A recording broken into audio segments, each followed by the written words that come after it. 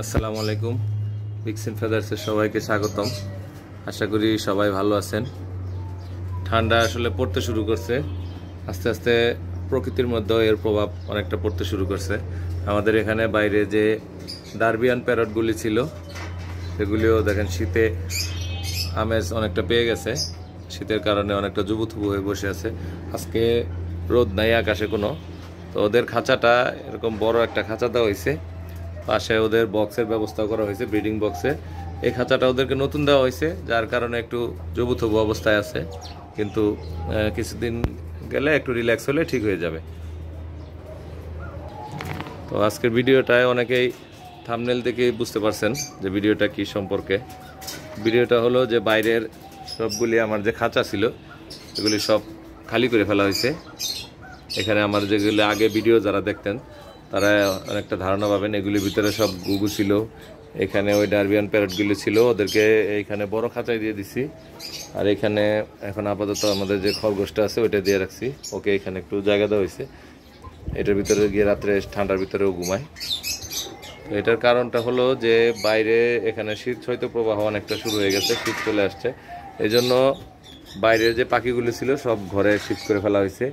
আর পাখির ঘরটা এরকম পলিথিন দিয়ে মুড়ে দেওয়া হয়েছে যাতে বাতাস কোনোভাবে প্রবেশ করতে না পারে, কিন্তু ভিতরে যেন একটা গরম ভাব অনুভূত হয়, আলো ঠিকই প্রবেশ করতে পারে। এই জন্য সাদা পলিথিন দিয়ে পুরোটা আটকে দেওয়া হয়েছে। আর ভিতরটা যদি দেখাই, ভিতরে আজকে রোদ উঠে নাই, তাই লাইট জ্বালিয়ে রাখা হয়েছে।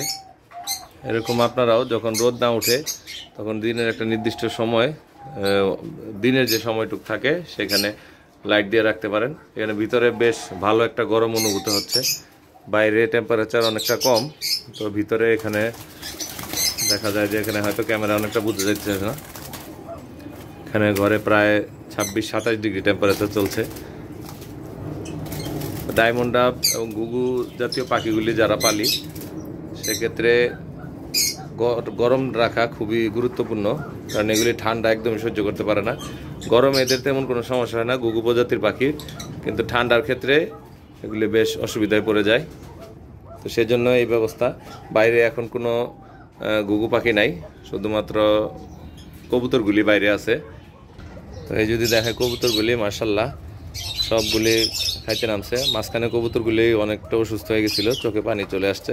আসলে সমস্যাটা এই টাইমে শুরু হয়, শীতের শুরুতে এবং শীতের শেষে।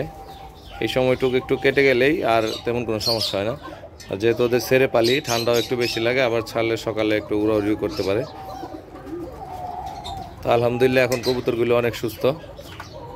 তো ধন্যবাদ সবাইকে ধৈর্য ধরে ভিডিওটা দেখার জন্য। আপনাদেরও যারা পাখি পালেন, শীত যেহেতু চলে আসতেছে, শীতের অগ্রিম ব্যবস্থা গ্রহণ করেন, কেননা পরবর্তীতে এটা একটা হজবরল অবস্থা হয়ে যায়। আগে থেকে একটা ব্যবস্থা গ্রহণ করে ফেলেন, দেখবেন যে পরবর্তীতে আপনার কষ্ট অনেক কম হবে। তো সবাই ভালো থাকবেন। আসসালামু আলাইকুম।